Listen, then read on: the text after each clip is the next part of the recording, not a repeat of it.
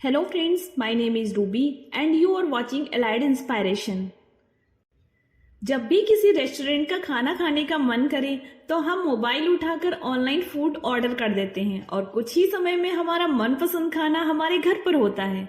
सब कुछ कितना आसान होता है ना, क्योंकि जोमेटो है ना। जी हाँ दोस्तों, आज के दौर में घर बैठे फूड ऑर्डर करना बहुत आसान हो गया है और ऐसा होने के पीछे जोमेटो का बहुत बड़ा योगदान है। अपने ऑफिस के कैफेटेरिया में ऑफिस के स्टाफ की समस्या का समाधान करने का एक छोटा सा आइडिया दीपेंद्र गोयल के दिमाग में आया और उस आइडिया ने Zomato media private limited company को जन्म दे दिया। इसमें उनके साथ ही रहे को फाउंडर पंकज चड्ढा। दीपेंद्र गोयल ने किस तरह जोमेटो को सफलता की बुलंदियों तक पहुंचाया, आइए जानते हैं। दीपेंद्र गोयल का जन्म पंजाब के मुक्तसर जिले में हुआ था। उनके माता और पिता दोनों ही शिक्षक थे, लेकिन शिक्षक परिवार से संबंधित होने के बावजूद दीपेंद्र कक्षा 6वीं तक पढ़ाई के प्रति गंभीर नहीं थे। 6वीं कक्षा में फेल होने के बाद उनकी आंखें खुली और उन्होंने पढ़ाई के प्रति अपने नजरिए में परिवर्तन किया। हालांकि राह इतनी भी आसान नहीं थी। 8वीं में शिक्षक के द्वारा सारे उत्तर बताए जाने के कारण वे कक्षा में प्रथम आ गए। 9वीं और 10वीं में उनका रिजल्ट अच्छा रहा, जिससे उनके आत्मविश्वास में बढ़ोतरी हुई। लेकिन 10वीं के बाद चंडीगढ़ के डीएवी स्कूल में दाखिला के बाद वे फिर से फेल हो गए। जैसे तैसे उन्होंने अपना आत्मविश्वास बटोरा और दिल लगाकर पढ़ाई करने लगे। फलस्वरूप 12वीं के बाद उन्होंने आईआईटी प्रवेश परीक्षा उत्तीर्ण कर आईआईटी दिल्ली में प्रवेश ले लिया। 2005 में दीपेंद्र गोयल ने आईआईटी दिल्ली से मैथ्स एंड कंप्यूटिंग में इंटीग्रेटेड एमटेक की डिग्री हासिल की। एमटेक की डिग्री प्राप्त करने के बाद उनकी जॉब मिल गई। उनको जॉब बेन एंड कंपनी में कंसल्टेंट की मिली थी। 2007 में उन्होंने कंचन जोशी से शादी कर ली, जो आईआईटी दिल्ली में उनकी सहपाठी थी। अच्छी जॉब के बाद भी दीपेंद्र संतुष्ट नहीं थे। उनका दिमाग हर वक्त बिजनेस आइडियाज के बारे में सोचा करता था। एक दिन उन्हें अपने ऑफिस के कैफेटेरिया में एक बिजनेस आइडिया सूझ ही गया। लंच के समय कैफेटेरिया में ऑफिस का स्टाफ मेन्यू देखने के लिए लंबी कतार में लगा करता था। लंबी कतार में खड़े होना समय की बर्बादी के साथ ही एक मुश्किल भरा काम भी था। ऑफिस स्टाफ की इस समस्या को सुलझाने के लिए दीपेंद्र ने टेक्नोलॉजी का सहारा लेने का मन बनाया। उन्होंने ऑफिस के कैफेटेरिया के मेन्यू को स्कैन किया और एक वेबसाइट बनाकर उसमें डाल दिया। मेन्यू के ऑनलाइन उपलब्ध होने पर उस वेबसाइट पर हिट पड़ने लगे। तब दीपेंद्र ने इस आइडिया पर काम करने के बारे में गंभीरता से सोचा। उनका आइडिया एक ऐसी वेबसाइट बनाने का था जिसमें दिल्ली शहर के सारे होटल एंड रेस्टोरेंट की जानकारी उपलब्ध हो। अपने दोस्त प्रसून जैन के साथ मिलकर दिल्ली एनसीआर में उन्होंने फूडलेट के नाम से एक वेंचर शुरू किया, लेकिन जल्द ही प्रसून मुंबई चले गए और फूडलेट स्ट्रगल करने लगा। तब उनके सहयोगी के रूप में पंकज चड्ढा सामने आए, जो आईआईटी दिल्ली के 2007 के पास आउट थे और बेन एंड कंपनी में उनके सहकर्मी थे। जॉब में रहते हुए दोनों ने 2008 में ऑनलाइन फूड पोर्टल foodibay.com की शुरुआत की। यह फूड पोर्टल लोकेशन, पॉपुलैरिटी और रेट के आधार पर बेस्ट रेस्टोरेंट कस्टमर को उपलब्ध करवाने के कॉन्सेप्ट पर आधारित था। प्रारंभ में इसमें दिल्ली एनसीआर के 1200 रेस्टोरेंट सम्मिलित किए गए। foodibay.com लॉन्च करते समय दीपेंद्र गोयल और पंकज चड्ढा ने इसे बृहद स्तर तक लाने और इससे लाभ कमाने के बारे में विचार नहीं किया था। उनका ध्येय ग्राहकों की समस्या का निदान था। लेकिन जैसे जैसे फूडीबे की लोकप्रियता बढ़ने लगी और कस्टमर का अच्छा फीडबैक मिलने लगा, वे इसमें और रेस्टोरेंट सम्मिलित करने लगे। साल 2008 खत्म होते तक foodibay.com में रेस्टोरेंट की संख्या 2000 तक पहुंच गई और ये दिल्ली की सबसे बड़ी रेस्टोरेंट डायरेक्टरी बन गई। 2009 आते आते दिल्ली के अलावा मुंबई और कोलकाता और 2010 तक पुणे और बेंगलुरु में भी foodibay.com का विस्तार हो गया। अब दीपेंद्र foodibay.com को बड़े स्तर तक ले जाने के बारे में सोचने लगे, लेकिन इसके लिए पूरा फोकस बिजनेस की तरफ होना आवश्यक था। साथ ही कंपनी में निवेश की भी आवश्यकता महसूस की जाने लगी। जॉब के साथ बिजनेस को पूरा समय और फोकस दे पाना संभव नहीं था। इसी दौरान दीपेंद्र की पत्नी को दिल्ली यूनिवर्सिटी में प्रोफेसर की जॉब मिल गई। पत्नी ने मानसिक और आर्थिक दोनों संबल मिलने पर दीपेंद्र ने अपनी जॉब छोड़ दी और पूरी तरह से बिजनेस की ओर ध्यान देने लगे। 2010 में foodiebay.com का नाम बदलकर जोमेटो कर दिया गया। कंपनी के नाम बदलने के पीछे दो कारण थे। पहला, foodiebay.com का नाम ईबे से मिलता जुलता होना था। दीपेंद्र और पंकज ब्रांड के नाम को लेकर किसी तरह का कंफ्यूजन नहीं रखना चाहते थे। दूसरा, दीपेंद्र और पंकज ऐसा नाम चाहते थे जो खाने की चीज से मिलता जुलता हो। इस तरह टोमेटो से जोमेटो का जन्म हुआ। इसके बाद निवेशक की खोज प्रारंभ की गई। सबसे पहले निवेशक के रूप में 2010 में Naukri.com के संजीव बिखचंदानी सामने आए। उन्होंने अपनी पेरेंट कंपनी इन्फोएज के माध्यम से जोमेटो में $1 मिलियन का निवेश किया। 2010 से लेकर 2013 तक इन्फोएज से जोमेटो को $16.7 मिलियन का निवेश प्राप्त हुआ। अब जोमेटो का 57.9% शेयर इन्फोएज के पास है। 2013 में जोमेटो को नए पूंजी निवेशक मिले। सेक्वा कैपिटल ने इन्फोएज के साथ मिलकर कंपनी में $37 मिलियन का निवेश किया। नवंबर 2013 में एक नए निवेशक VY कैपिटल ने भी हाथ मिलाया और इन्फोएज तथा सेक्वा कैपिटल के साथ मिलकर $60 मिलियन का निवेश किया। 2015 के प्रारंभ में जोमेटो में कुल निवेश $113 मिलियन हो चुका था। 2015 में ही इन्फोएज, सेक्वा कैपिटल और VY कैपिटल के साथ एक नया निवेशक टेमासेक आगे आया और जोमेटो पर $110 मिलियन का निवेश किया। ये Temasek Singapore based investment company है। 2017 का साल निवेश के मामले में जोमेटो के लिए कोई खास नहीं रहा, लेकिन 2017 में इसने फिर से रफ्तार पकड़ी जब व्हाट्सएप के नीरज अरोड़ा निवेशकों की सूची में शामिल हो गए और जोमेटो में $20 मिलियन का निवेश किया। इस तरह 2010 से 2017 तक जोमेटो में कुल निवेश $223.8 मिलियन का हो गया। मार्च 2018 में अलीबाबा एंड फाइनेंशियल ने जोमेटो में $150 मिलियन का निवेश किया। अक्टूबर 2020 में जोमेटो को कोरा यूएस बेस्ड इन्वेस्टमेंट फर्म से $52 मिलियन का फंड प्राप्त हुआ। फरवरी 2021 में जोमेटो को 5 इन्वेस्टर से $250 मिलियन का फंड प्राप्त हुआ, जिसमें टाइगर ग्लोबल मैनेजमेंट भी सम्मिलित था। 2010 से पूंजी निवेश प्राप्त होने के बाद जोमेटो का विस्तार पूरे देश में होने लगा। 2011 तक यह दिल्ली के अलावा पुणे, बेंगलुरु, चेन्नई, हैदराबाद और अहमदाबाद तक विस्तारित हो गई। किसी भी बिजनेस के विकास में मोबाइल ऐप की महत्वपूर्ण भूमिका होती है। दीपेंद्र और पंकज की ये समझ आ चुका था कि मोबाइल ऐप उनकी कंपनी के लिए मील का पत्थर साबित होगा। मोबाइल ऐप लॉन्च होने के बाद कंपनी के विस्तार की रफ्तार और बढ़ गई।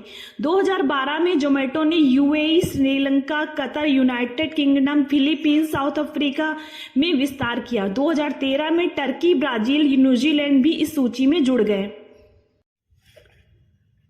जहां एक और कंपनी पूरे विश्व में पूरी रफ्तार से प्रसार कर रही थी, वहीं अपना बिजनेस बढ़ाने के लिए जोमेटो ने फॉरेन बेस्ड कंपनीज का अधिग्रहण करना भी शुरू कर दिया। 2013 में जोमेटो ने पुर्तगाली कंपनी गैस्ट्रोनॉमी और इटालियन कंपनी लिबेंडो को एक्वायर कर लिया। सबसे पहले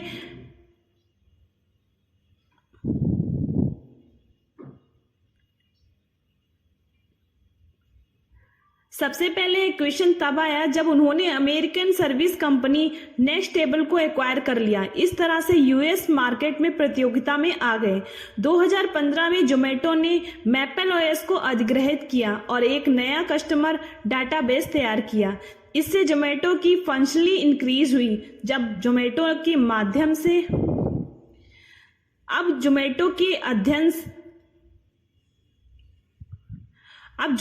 माध्यम से ऑनलाइन टेबल रिजर्व करना और ऑनलाइन बिल पेमेंट करना संभव हो गया। जोमेटो 3 तरह के रेवेन्यू मॉडल पर काम करता है। Restaurant advertising. जोमेटो अपनी वेबसाइट और मोबाइल ऐप पर रेस्टोरेंट का पेड ऐड प्लेस करती है। इस पेड ऐड के माध्यम से जोमेटो को लगभग 75% आय प्राप्त होती है। Event advertisement. इस रेवेन्यू मॉडल के अंतर्गत जोमेटो रेस्टोरेंट बेस्ड एडवर्टाइजर इस रेवेन्यू मॉडल के अंतर्गत जोमेटो रेस्टोरेंट बेस्ड एडवर्टाइजर के लिए इवेंट प्रमोट करती है और उसके लिए अमाउंट चार्ज करती है। इससे उसे 5% आय प्राप्त होती है। कंसल्टिंग सर्विस, रेस्टोरेंट को जब भी नए आउटलेट खोलने के लिए एरिया के संबंध में सलाह की आवश्यकता होती है तो जोमेटो इस संबंध में सर्च कर उन्हें सलाह देती है और कंसल्टिंग फीस चार्ज करती है। जोमेटो के लिए सफलता की राह इतनी आसान भी नहीं रही, उसे कई उतार चढ़ाव का सामना करना पड़ा। सबसे पहले सेटबैक जोमेटो के लिए 2015 में आया, जब उसे घाटे के कारण 300 कर्मचारियों को निकालना पड़ा। 10% की छटनी उसे यूएस में करनी पड़ी। दूसरा सेटबैक तब आया जब जोमेटो ने अर्बन स्पून कंपनी को एक्वायर किया और उसे अपनी कंपनी के तौर पर रीब्रांड किया, किंतु यह वेंचर असफल हो गया। 2016 कंपनी का सबसे धीमा वित्तीय वर्ष रहा। परिणाम स्वरूप इसे 9 देशों US, UK, Chile, Canada, Brazil, Sri Lanka, Ireland, Italy, Slovakia में अपने ऑपरेशन रोल बैक करने पड़े। किसी तरह अपनी उपस्थिति बरकरार रखने के लिए उन्हें रिमोट मैनेजमेंट सर्विस के साथ आगे बढ़ना पड़ा। मई 2017 में जोमेटो में सबसे बड़ा साइबर अटैक हुआ। हैकर ने 17 मिलियन यूजर्स का रिकॉर्ड हैक कर लिया। चिंता की बात यह थी कि ओवर पेमेंट, कार्ड डिटेल्स भी एक्सेस कर लिए गए थे, लेकिन कंपनी ने बताया कि name, email, user ID, user name, password hashes की हैक हुई है। यह समस्या हैकर से बात कर सुलझा ली गई। हैकर मात्र जोमेटो का सिक्योरिटी लूपहोल बताना चाहता था। कंपनी के पीआर बिल्डअप को झटका तब लगा जब कंपनी बिलियन के मूल्यांकन तक पहुंचने वाली थी और एचएसबीसी कैपिटल ने इसे जोमेटो वैल्यूएशन को 50% गिरा दिया, जिसके चलते जोमेटो के घाटे को बढ़ा दिया गया। जोमेटो ने अपनी स्थापना के दिनों से ही अपनी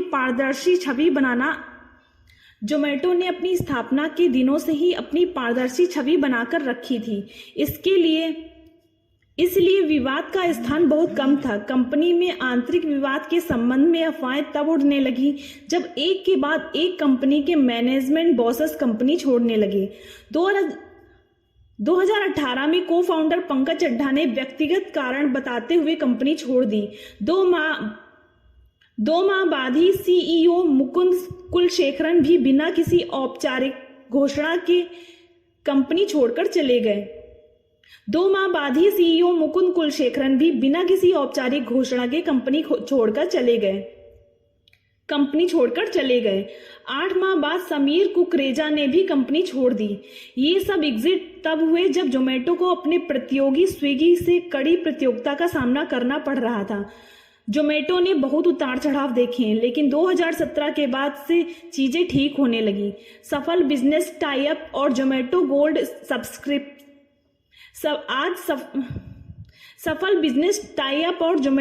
सब्सक्रिप्शन सर्विस से उनका कस्टमर बेस बढ़ा। आज जोमेटो की आय का 40% हिस्सा ऑनलाइन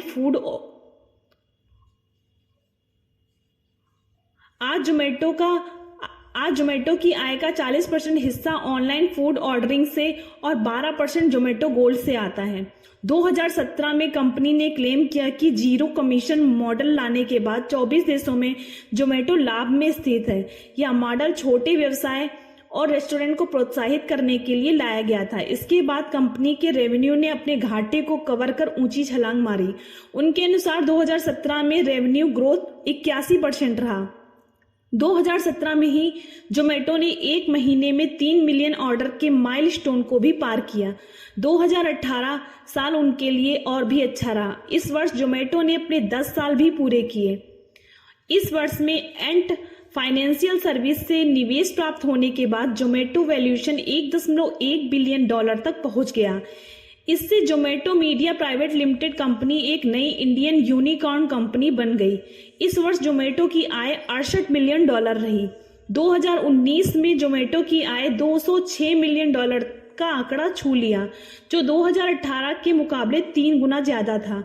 आज जोमेटो यूजर बेस 62.5 मिलियन तक पहुंच गया है।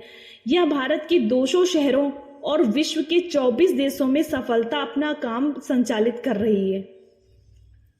अपने ऑफिस स्टाफ की समस्या का निराकरण करने के छोटे से आइडिया के साथ शुरू की गई ये कंपनी आज न सिर्फ अपने कस्टमर्स की खाने की समस्या का निराकरण कर रही है, बल्कि खुद के लिए भी सफलता के झंडे गाड़ रही है। इसीलिए कहते हैं कि ये छोटा सा आइडिया जिंदगी बदलने की ताकत रखता है। आवश्यकता है बस उस पर भरोसा कर डटकर काम करने की। फाइनेंशियल ईयर 2021 में जोमेटो की नेट इनकम 816 करोड़ थी और रेवेन्यू 1994 करोड़ था। दोस्तों, आपको दीपेंद्र गोयल जोमेटो सक्सेस स्टोरी कैसी लगी, आप हमें कमेंट्स में जरूर बताइएगा। अगर आपको हमारा चैनल अच्छा लगा तो हमारे चैनल को लाइक करिए, सब्सक्राइब करिए और शेयर करिए, जिससे हम और आगे आपके लिए मोटिवेशनल अच्छी स्टोरी आपके लिए लाते रहें। Thank you. जहां एक और कंपनी पूरे विश्व में पूरी रफ्तार से प्रसार कर रही थी, वहीं अपना बिजनेस बढ़ाने के लिए जोमेटो ने फॉरेन बेस्ड कंपनीज का अधिग्रहण करना भी शुरू कर दिया। 2013 में जोमेटो ने पुर्तगाली कंपनी गैस्ट्रोनॉमी और इटालियन कंपनी लिबेंडो को एक्वायर कर लिया। सबसे पहले एक्विजिशन तब आया जब उन्होंने अमेरिकन सर्विस कंपनी नेक्स्टेबल को एक्वायर कर लिया। इस तरह से यूएस मार्केट में प्रतियोगिता में आ गए। 2015 में जोमेटो ने मैपल ओएस को अधिग्रहित किया और एक नया कस्टमर डाटाबेस तैयार किया। इससे जोमेटो की फंक्शनली इंक्रीज हुई। अब जोमेटो के माध्यम से ऑनलाइन टेबल रिजर्व करना और ऑनलाइन बिल पेमेंट करना संभव हो गया। जोमेटो 3 तरह के रेवेन्यू मॉडल पर काम करता है। रेस्टोरेंट एडवर्टाइजिंग, जोमेटो अपनी वेबसाइट और मोबाइल ऐप पर रेस्टोरेंट का पेड एड प्लेस करती है। इस पेड एड के माध्यम से जोमेटो को लगभग 75% आय प्राप्त होती है।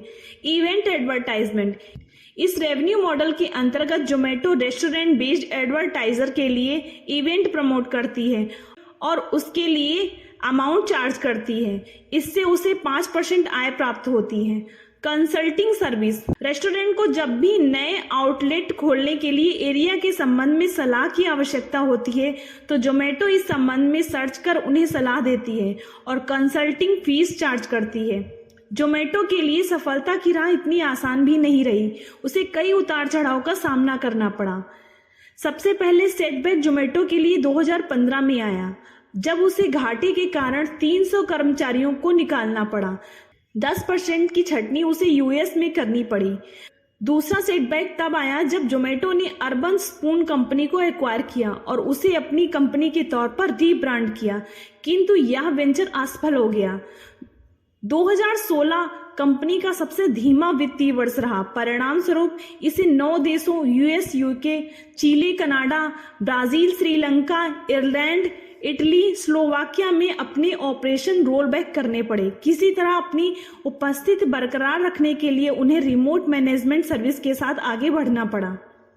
मई 2017 में जोमेटो में सबसे बड़ा साइबर अटैक हुआ। हैकर ने 17 मिलियन यूजर्स का रिकॉर्ड हैक कर लिया। चिंता की बात यह थी कि ओवर पेमेंट कार्ड डिटेल्स भी एक्सेस कर लिए गए थे, लेकिन कंपनी ने बताया कि name, email, user ID, user name, password hashes की हैक हुई है। यह समस्या हैकर से बात कर सुलझा ली गई। हैकर मात्र जोमेटो का सिक्योरिटी लूपहोल बताना चाहता था।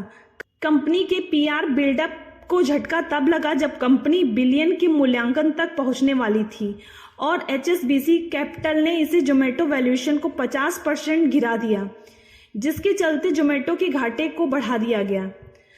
जोमेटो ने अपनी स्थापना के दिनों से ही अपनी पारदर्शी छवि बनाकर रखी थी, इसलिए विवाद का स्थान बहुत कम था। कंपनी में आंतरिक विवाद के संबंध में अफवाहें तब उड़ने लगी जब एक के बाद एक कंपनी के मैनेजमेंट बॉसेस कंपनी छोड़ने लगे।